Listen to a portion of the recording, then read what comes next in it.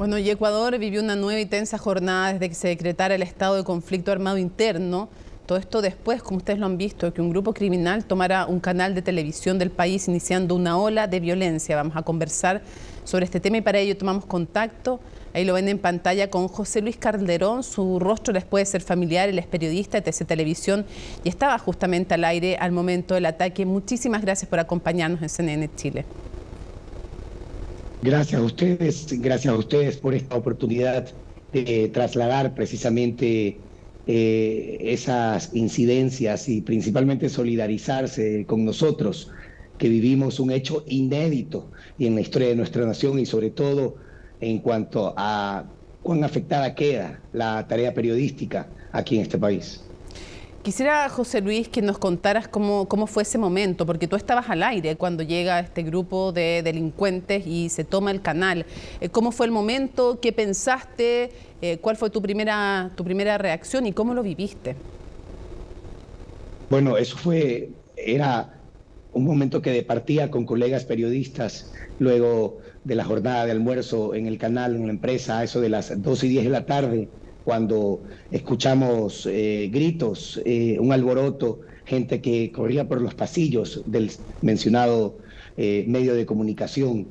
Yo estaba en la sala de redacción del noticiero. Aclaro que había un noticiero que estaba al aire, una emisión que estaba al aire a cargo de dos colegas que al momento que escucharon realmente mucho ruido, escucharon realmente que algo estaba sucediendo, pero sin atinar de qué se trataba, encontraron refugio. En cambio, en mi caso, estaba en la sala de redacción con dos colegas más, dos mujeres, sin comprender qué estaba pasando, la trascendencia o la repercusión que tendría luego. Buscamos un sitio donde escondernos y el baño, el área de baños fue la opción. Los sanitarios, el sitio donde encontramos un refugio. Fueron unos minutos, tan solo unos minutos, unos 10 a 14 minutos en el que tuvimos la oportunidad de llamar a familiares, de comunicarnos con la policía para poder obtener una respuesta y alertar sobre lo que estaba sucediendo en TC Televisión, aunque todavía creíamos que era un hecho aislado lo que estaba sucediendo realmente. Pasaron esos minutos eternos cuando escuchamos en la sala de redacción que incursionaban, bulla, desorden, momentos caóticos, insultos. Cuando detectan nuestra presencia y bajo amenazas nos hacen salir de ese escondite a dos colegas y yo, dos mujeres colegas que estaban deshechas emocionalmente. Nos hacen salir del escondite y bajo amenazas también, agravios, afectaciones a la honra física de las personas, de las mujeres que me acompañaban, de las colegas, nos movilizan ya en condición de rehenes al estudio donde estaba anclada la señal en vivo porque se estaba transmitiendo el noticiero y en condición de rehenes junto con otros empleados del canal nos dejaron y empezaron a amenazarnos constantemente, agravios, ofensas y obviamente esa afectación a la integridad física y psíquica de la gente que estaba realmente conmocionada. Gritaba uno de ellos, era un grupo numeroso de individuos completamente encapuchados con armas largas, cortopunzantes, carabinas, pistolas, cuchillos. Uno cargaba un machete al referirme a armas cortopunzantes.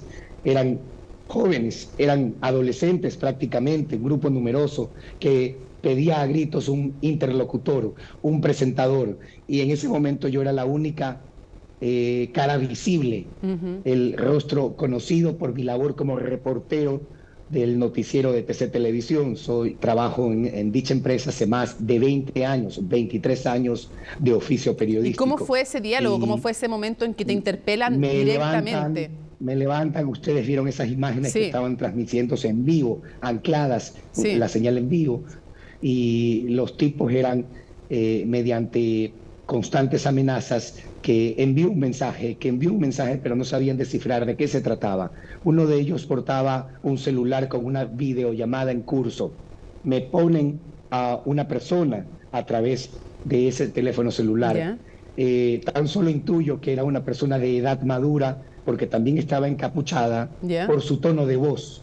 y quien al parecer dirigía a ese revoltoso grupo de individuos armados y encapuchados, ¿Y qué te dice él? jóvenes realmente, en una desorganización total. Con palabras soeces, altisonantes, no alcanzó o en el momento ya inmerso en el caos, no me entregó el mensaje que querían otorgarme, tan solo se autodenominaban como una organización narcodelictiva. Eso es todo. Y me José retiran el Luis, perdona, celular. Y en ese... ¿qué te dijeron respecto de qué buscaban, qué pedían, qué exigían? Me imagino entre medio de amenazas de que los iban a matar, entre medio de insultos. ¿Qué era lo que te decían que ellos estaban buscando? No atinaban a descifrar hacia nosotros, ante nosotros, más allá del caos, de la incomprensión, del desbarajuste, de acciones realmente vandálicas. ¿Cuál era el propósito del mensaje?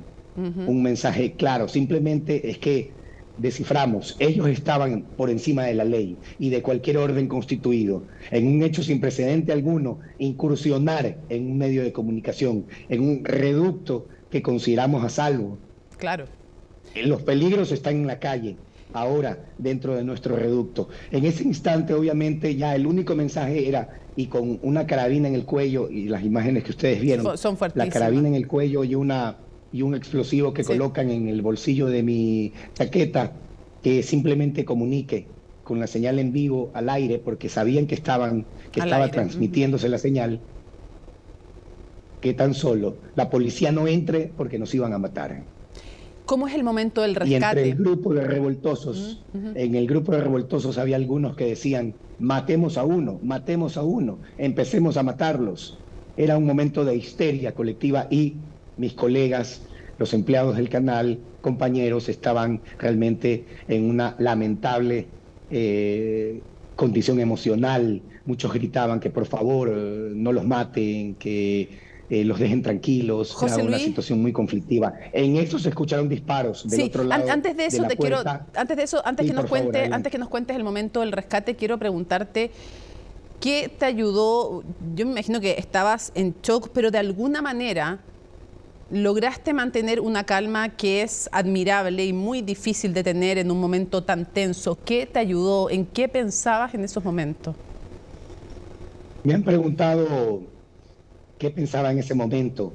Tan solo que decidí en mi aspecto cognitivo, psíquico y emocional adoptar una postura de tranquilidad y los ademanes que sean de conciliación, de asistencia, de estar abiertos a conversar con ellos, a que comprendan que no somos una amenaza, realmente no estábamos ahí para generar un obstáculo para las pretensiones que tendrían, ¿no? Entonces por eso se ve que mi postura es así, en una actitud de oración, de manos siempre expuestas, y lo que ellos comunicaban, ¿sabes qué?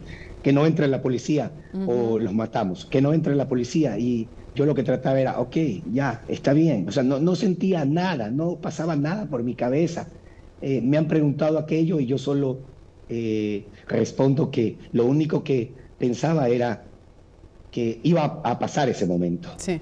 ¿Cómo sobrevivir en el fondo en ese momento? Me imagino. ¿Y cómo viene el momento del rescate, José Luis? Que iba a pasar y que nos iban a rescatar, que iba a existir una inmediata y oportuna intervención de la policía. Eso es todo. ¿Y cómo se produce eso? En ese momento eso? Se escuchan disparos del exterior. Ya. Estamos en un sitio hermético. Sí. Es un estudio de televisión. Sí, claro. Un sitio completamente hermético, la puerta cerrada. Y en ese momento se escuchan disparos del otro lado. La policía pretendiendo abrir la puerta o irrumpir con disparos. Se dispersan los encapuchados y todos nos tiramos al suelo. En eso mis colegas empiezan a gritar, algunos, no disparen por el riesgo en contra de sus vidas. Precisamente ellos responden hacia la puerta, realizan varios disparos. Nos dimos cuenta que las armas estaban cargadas, la de los encapuchados, Y una de esas balas rebota y hiere, hiere a un compañero, a un colega camarógrafo.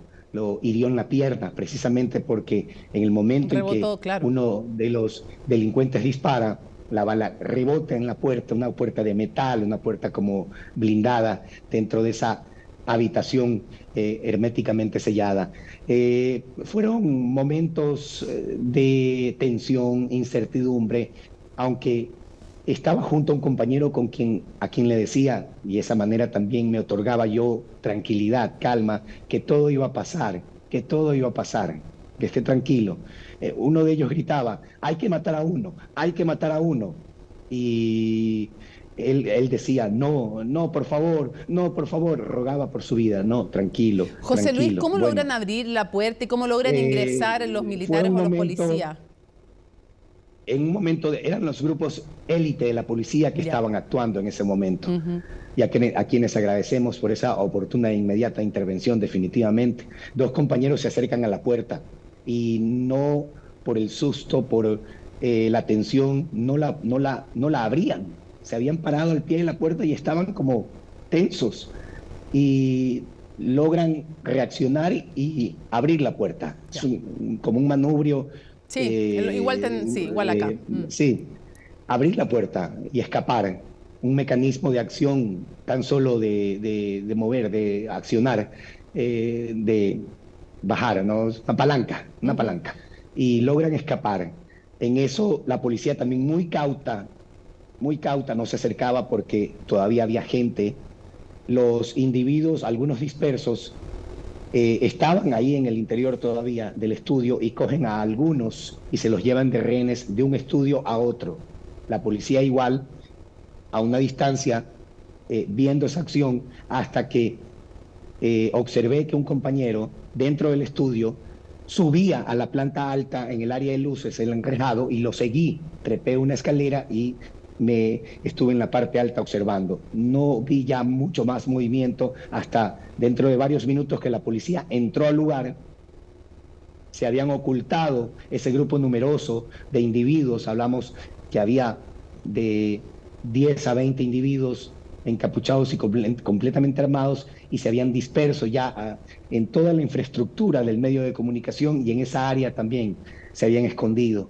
Y bueno, en el momento en que la policía intervino, nos trasladó a través de un corredor de seguridad al área exterior, donde permanecimos, y poco a poco, en una operación de más de 2 horas, estuvimos a salvo.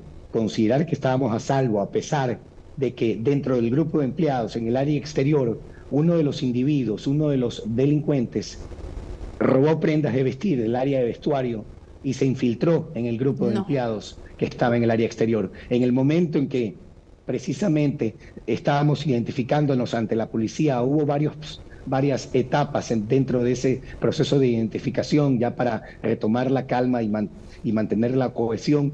Salen precipitada carrera. Obviamente fueron detrás del individuo miembros de la policía y del ejército que ya estaban en ese momento. Definitivamente que el miedo se mantuvo, el temor, muchos deshechos emocionalmente, pero estaba tranquilo. En mi caso, siempre estuve José tranquilo. Luis, Eh, y después del que viviste, ¿cómo es volver a trabajar? ¿Cómo es ser periodista hoy día en Ecuador? un riesgo constante porque en estos momentos hay un estado de sitio, un estado de guerra, para que los militares actúen y ya no hay negociación de por medio, sino aplacar cualquier situación atentatoria contra nuestra vida y bienes. Definitivamente que ejercer el periodismo en la actualidad en nuestra nación es un peligro, y no puede ser posible que los periodistas seamos noticia cuando somos espectadores y debemos estar ahí para contar las historias, y o estemos inmersos o nos involucren en esta espiral de violencia de la que todavía no logramos salir. Esperemos que con las decididas acciones a nivel gubernamental y la fuerza pública desplegada realmente retorne la tranquilidad para el bienestar de la gente. Quisiera hacerte dos preguntas para ir cerrando este contacto, José Luis. Lo primero es, ¿cómo lees tú la acción respecto del canal de televisión y otras que se produjeron en Ecuador en esa jornada de pavor, de terror? ¿Cuál es el mensaje que tú crees que las bandas criminales quisieron darle a los ecuatorianos? Caos, sumisión, estar por encima de cualquier orden constituido. Y hay una pretensión de que no se imponga aquello. Confiamos en nuestras autoridades, en el trabajo que están desplegando. Nos queda realmente tener fe y esperanza de que las cosas realmente van a cambiar. Mientras tanto, que esto sea un punto de inflexión y se cree un precedente en cuanto a que hay que generar también mecanismos de protección para la tarea periodística aquí y en la región. Saber qué hacer ante situaciones así, a pesar de lo inesperado que fue. Cuando tú piensas en cuáles son las causas de lo que está viviendo Ecuador, las causas más estructurales, ¿cuáles dirías tú para explicarle a los chilenos, a las chilenas, qué son esas causas más estructurales y que son tan importantes de analizar, de tratar de analizar desde que comenzaron, que ya son bastantes años, ¿no? ¿Cuándo sitúas tú los puntos de inflexiones más importantes? ¿Cuáles fueron los procesos de horadación del Estado? ¿Cuán infiltrado está la corrupción en el Estado, en las fuerzas policiales, en la justicia? ¿Es de izquierda a derecha? ¿Cómo lo ves tú, José Luis? Creo que no cabría en estos momentos, bueno, es un análisis y un debate mucho más concienzudo, pero obviamente nuestra nación era considerada una isla de paz desde que precisamente bajo ese concepto se permitió un libre flujo de tránsito a nivel fronterizo. Perú, Colombia, nuestros vecinos del sur y del norte, la producción de cocaína, Ecuador era considerado un centro de acopio, existían pequeñas células o grupos de pandillas que servían para ese propósito de simplemente acopiar la droga para su traslado hacia Centroamérica y los Estados Unidos desde nuestras fronteras. Pero la ambición desmedida y al generar un factor de mayor control en la comercialización de estupefacientes hizo que estos grupos de pandillas ya se transformen en grupos de delincuencia organizada aliadas con los cárteles mexicanos, que son los protagonistas de este escenario de terror en Latinoamérica, definitivamente, y es donde se debe ejercer un mayor control. Se espera, obviamente, desde en una acción concertada entre naciones, cortarles el financiamiento a estos grupos poderosos de la narcodelincuencia, desde ahí partir para evitar que continúen armándose y enlistando a gente, todo con un único fin de sembrar el caos. La corrupción está muy enquistada en Ecuador, José Luis, porque siempre se dice que el crimen organizado, en el país que sea, no avanza sin corromper las instituciones democráticas, la justicia, las Fuerzas Armadas, las policiales. ¿Qué tan fuerte, qué tan enraizada está la corrupción? Nos hemos dado cuenta en una labor que ejerció la Fiscalía General del Estado en diciembre, cuando desplegó un operativo en el que detectó, así es, Metástasis, en el que detectó cuán infiltrado estaba el narcoterrorismo en estamentos estatales, en el ámbito judicial, definitivamente, en el que se manejaban casos para el antojo del narcoterrorista, y no existe una respuesta para eso que simplemente ejercer acciones decididas para poner un control ante ello. Y en eso es tremendamente importante. Y parte desde el aspecto normativo, sí. Parte desde lo que se discute aquí, una ley de extinción de dominio, de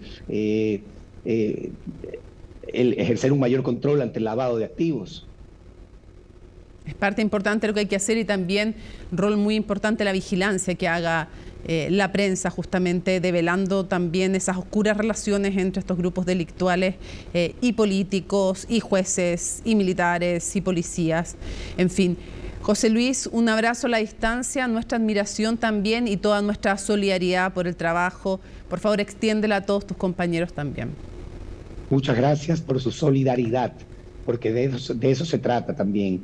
Hablar sobre este tipo de situaciones, no callar, contarlas Y es un tema a nivel personal también, una práctica terapéutica, ¿no? En cierta forma también canalizar toda esta situación de terror que vivimos, nunca experimentada, tan solo como espectador, pero no como protagonista. Nunca silenciados. Muchísimas gracias por conversar con nosotros en CNN Chile. A ustedes, muchas gracias, a las órdenes. Un abrazo.